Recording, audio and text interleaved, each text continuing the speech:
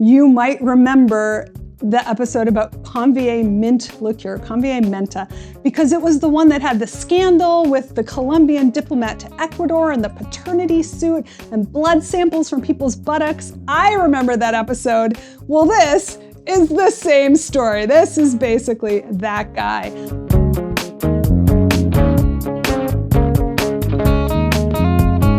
Hello and welcome to My Tiny Bottles, the project where I'm exploring my grandmother's legacy of miniature liquor bottles, one tiny bottle at a time. And today I am unboxing my grandmother's legacy for you and I to enjoy. This is my favorite part of the project. I've grabbed a few bottles from the bins and boxes that compose this collection that was gifted to me. And now I'm going to dive in and see what I will be researching next. All right. It's another cognac, but it's a Remy Martin cognac, so that's nice. I've had a lot of brandy in this selection. This is Remy Martin, fine champagne cognac, pretty basic bottle. So I've got a bunch of other cognacs that have appeared through the collection, so I will add this to that collection. But it should be tasty, right? Cognac's definitely a thing that I think keeps well in the bottle. What else? Triple sec, Marie Brizard. So I like Marie Brizard. I always tell people in my cocktail classes that if you are looking for a fruit-flavored liqueur or any creme de whatever, to always look for French brands because more often they're a little bit better tasting than some of the kind of bottom shelf things you can buy. So Marie Brizard is a brand that I have used in the past. This is a 39% alcohol by volume triple sec. So that is interesting to me because these days when you buy triple sec, it's usually more like 11% alcohol. And that's one of the reasons that I steer people away from generic triple sec in my classes and more towards something like Cointreau or another 40 proof product that has more flavor.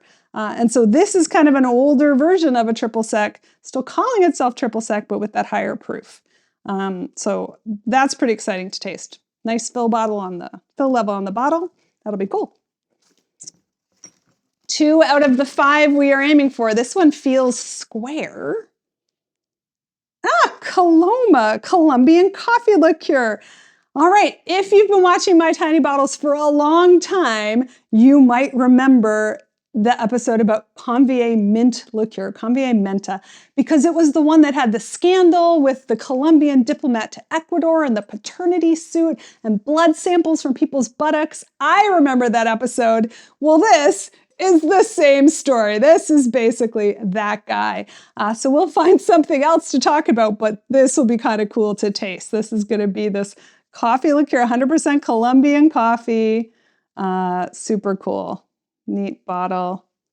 It's got a government warning label on it, so that kind of puts a time frame, and probably, I'm going to guess, got bought as the same time as the Menta. So maybe this is one of those times where I can go back and revise an old bottle based on new information. All right.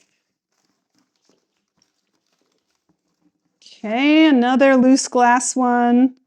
Another brandy, Pusanda brandy. It's got what looks like a tax strip of some sort, but it's not in English.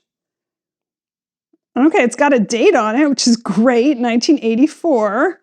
Well, that part's done, so handy. Junta Nacional de Vino is responsible for this age strip. The brandy is a product of Portugal. So that'll be good. I'm liking this so far. This has been a good day. There's nothing here that I don't want to taste. So I guess we'll see if that run can continue as I grab one more bottle. And this one, yeah, okay. Maybe not excited to taste it, but I am super excited to maybe talk about it a little bit and research it. So this is an Old Mr. Boston sloe gin. And Old Mr. Boston is a famous Boston company, and I've talked about them before. I actually tasted my bottle of Mr. Boston peppermint schnapps with Fred Yarm in Boston, and this looks like an even older bottle. This has definitely got some time on it. It's 1/10 of a pint. It's 60 proof. That peppermint schnapps is from the 80s. This is well before that. And super, super dusty, so maybe one of Grandma's first bottles. Actually, it's got a tack strip on it, so we can probably figure out when it came from pretty easily. All right, well, that's a pretty good selection. I am pleased with these. Already know a little bit about them, but there's always more to discover. So thanks for joining me for the reveal video, and do subscribe to my channel so that you can see when I get around to talking about these bottles, and you can find out what I discovered about them. You can also follow me at My Tiny Bottles on social media, and you can hit my website, which is mytinybottles.com, and there you'll find pictures of all the bottles, a list of everything I've tasted so far and discovered so far, so you can kind of go back and look for your favorites, and leave me a comment sometime. I'd love to hear from you. Cheers!